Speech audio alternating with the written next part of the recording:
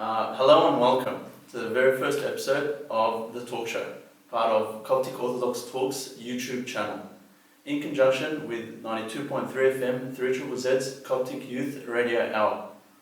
Our first guest that we are blessed to have, Ambassador Suriel, Bishop of Melbourne, Dean of St. Athanasius Coptic Orthodox Theological College, also a PhD holder in religious education from Fordham University in New York. Sayyidina, thanks for having us. Very most welcome. It's lovely to be with you. Thank you.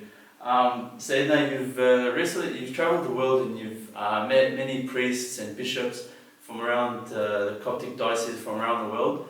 Have you met anyone that's remotely taller than you? Because you've got such a tall stature. Well, there is. I mean, obviously, I'm not the tallest person in the world, so there are other members of the Coptic Church that are either my height or maybe even taller than myself. What church were they from? Egypt or? Well, I think one of the priests, probably in the Los Angeles Diocese, Father Arsen, is probably a little bit taller than me. You have to look up to him. We're about the same height, or Yeah. taller. What would you say, Sayyidina, was your biggest challenge from the transitioning from being a monk to priest, then to being a bishop? Actually, probably for me, the biggest transition was actually going into ministry and leaving St. Bishoy Monastery as a monk and going to serve as a parish priest in St. Mark's Church in Honolulu, Hawaii. Because really that was my heart's goal, and my desire was to live out my monastic life into the monastery. And for many, many years, since I was 15 years old, that was my dream, that I would become a monk one day and live in the monastery, and just to live that life of prayer, to attend Tasbeh, to live this simple life and to be connected with God was so important to me. But when His Holiness Pope Shenouda III of Blessed Memory required me or requested of me to go and to serve in our parish in Hawaii, obviously with his wisdom and deep respect that I had for him, I could not disobey or say no to him. So I remember even that night that I left the monastery, it was on New Year's Eve, going to prepare a few days later to travel to Hawaii. I remember I wept bitterly that night, and was there with the monks. It was during the period of Kiak, and was there in the midnight prayers and the Tasbeh that went all evening, ended with a beautiful liturgy with the abbot of our monastery, Bishop Sarabamon, and then saying goodbye to everyone. That was very tough and really hit me very hard. And then going into ministry was completely, not completely, but obviously had its challenges and different way of life. You're back into the community. I was living with a sort of a monastic community with the Catholic Maronite brothers for 18 months. And so they were serving also in either parishes or in the school or in the university. So in some ways it was similar that I was living within a community, but in many other ways it was different, because I was obviously the only Copt living with them and then having to serve a small number of families. It still gave me time to have my quiet time and time for my reflections and studies, as I was studying there at the same time. And then I guess the next move up after that was being ordained as a general bishop to oversee the Archdiocese of North America and to serve mainly in youth ministry. Sayyidina, since your enthronement as Bishop of Melbourne in 4th of December 1999, how have you seen the Coptic community evolve? In fact, I think a lot of changes have happened in these past 16 years. Certainly the community has consolidated. I think before I arrived, many of the youth did not know each other from different parishes. It was more isolated, I guess, and everyone was concentrating in their own parishes. But when we started to have some, general youth meetings, to have the youth gathered from across the diocese and across the parishes, the very successful youth conventions that we had, having His Grace Bishop Musa come to address our youth bishops that would come regularly as well. Youth began to communicate together more often, got to know each other, got to know what was happening in the different parishes, even opened up, important opportunities for youth to go on mission trips together, and even for them to get to know each other better and to start thinking about their future and marriage and marriage partners through many of this youth ministry that was happening in general in the diocese. So it was really very successful, and so that was a very important development. But also the number of priests in the diocese were very limited at that stage, and we had a limited number of parishes in Melbourne, 6 parishes. We've now doubled that number of parishes. We have probably close to about 26 priests now serving just in Melbourne.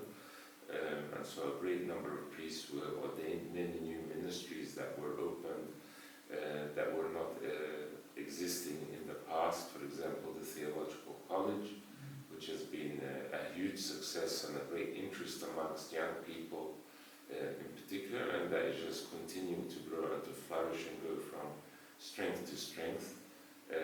Our work that we do in mission and evangelism, whether here within Melbourne and in particular within the South Pacific and in Fiji, which is also going very well.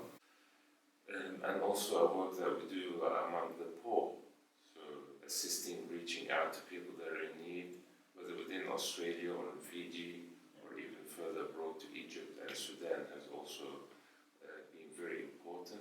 Our work in religious education, and now we have a Department of Religious Education and working towards having a brand new curriculum based on sound pedagogical lines so that we can offer our children and our youth the best possible curriculum to educate them in their Orthodox faith, because I feel this is very important here, so that we can maintain our Coptic identity in such a pluralistic society that we live in here in Australia. So there is much exciting things that we are working on, and also that within a few short years we'll be celebrating our 50th anniversary as Copts here in Australia. The first liturgy was prayed in Australia here in Melbourne on the 26th of January 1969, when Father Mina Ramatullah came by ship and stopped here first and then went up to Sydney to begin his ministry there. But the first liturgy was here in Melbourne, so in 2019 we'll celebrate 50 years since the first Copts arrived in Australia, which is really a great milestone for our community, and certainly a lot has been achieved in this period of time. Yeah, we've come a very long way, the Coptic community. Talk to us a little bit about Eporo Tower and the project there. I know you're very well invested in it, and it's such a great achievement for the Coptic community. Yeah, in fact, I'm really very proud of this achievement, because it's not my achievement. In fact, from day one, I felt God's hand in this project, and God has blessed it immensely. Many people have been working behind the scenes to make this a reality. In particular, Father Mark Atala, who's been working very closely with me on this project.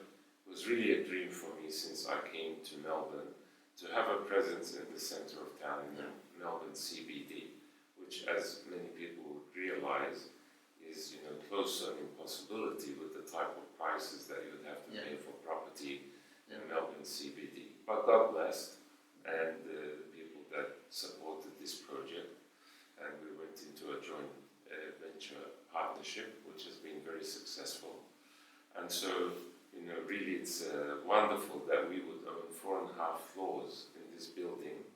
The rest will be parking space, and obviously 307 apartments that have been sold off to be able to pay off for this project. So really we'll end up basically debt-free at the end of the project, which we hope will be completed by December 2016. We'll hopefully be able to move in soon after that. And it will be predominantly used for our city campus for our theological college, which will give a greater exposure for the work of the theological college, which I feel is very much central to all of the work that we do here in the diocese, that we have a sound Orthodox theological college that will train future teachers, Sunday school teachers, youth leaders, those that may teach religious education in our school, and also train future priests, and even our general congregation that want to go deeper into their faith, so that they can also answer the hard questions and the difficult questions for their children in the future.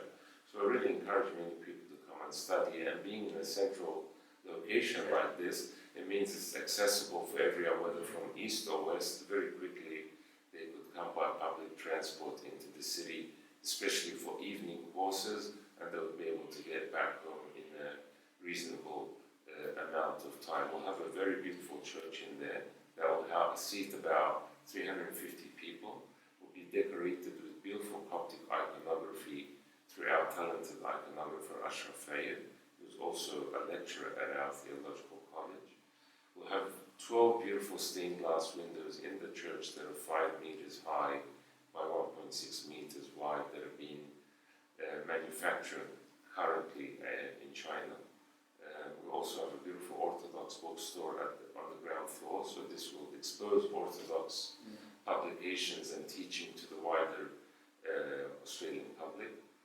We'll also have 4 lecture theatres that will be able to also open up to a beautiful auditorium on the 4th floor, a baptistry, a smaller chapel for liturgies during the week and things like this.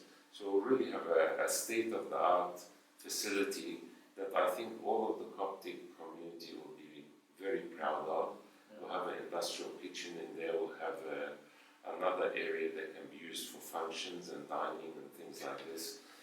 So I'm really very excited for this project to be completed, and I thank everyone for their prayers and ask them to continue praying for the completion of this, I think, historic and monumental project that I hope that the whole Coptic community will be very proud of. Yeah, it's very beautiful so far. It hasn't completed yet, but you posted a photo of the cross right on top, and it's really good to see how it's coming along. And even people walking past, they can see the cross. It's intriguing. It might make them go inside and just have a look around. Yeah, I really think that will attract many people from the street when they see these unique features.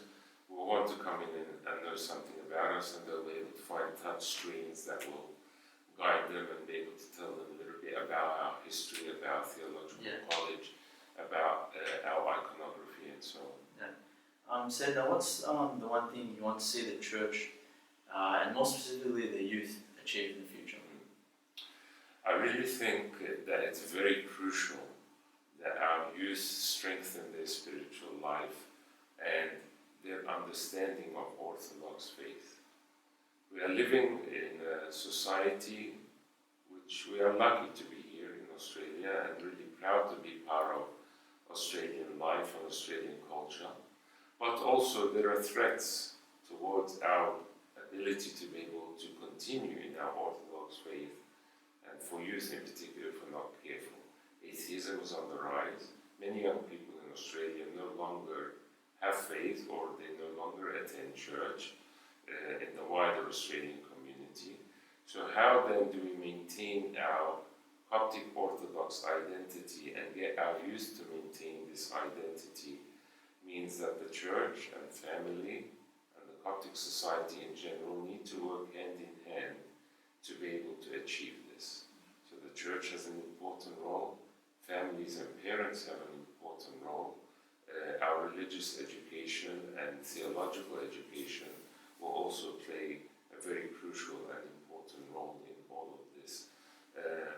To be able to have enough material that we can offer our youth, that are written and published in an excellent way, that we can offer to our young people, that they have sufficient material to understand and to delve deeper into their spirituality, into the doctrine of the church, into the faith, into biblical studies.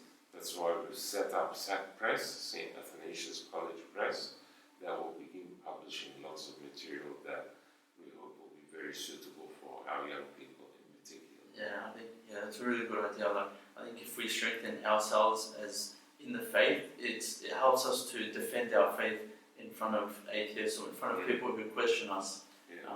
Yeah. And also to reach out to those, there's so many hundreds of thousands of people that either have lost their faith or something went wrong in their life and they stopped going to church. Yeah. We should have as an important arm of our work an outreach and mission and evangelism of how to reach out to those that may be searching but don't know where the truth is. And we who have suffered and witnessed for Christ for 2,000 years, I think we have something important to offer the wider Australian society. Now, Sedna, we just heard recently Pope Tawadros was in America. Are there any sort of plans in the future for him to come to Australia? Yeah.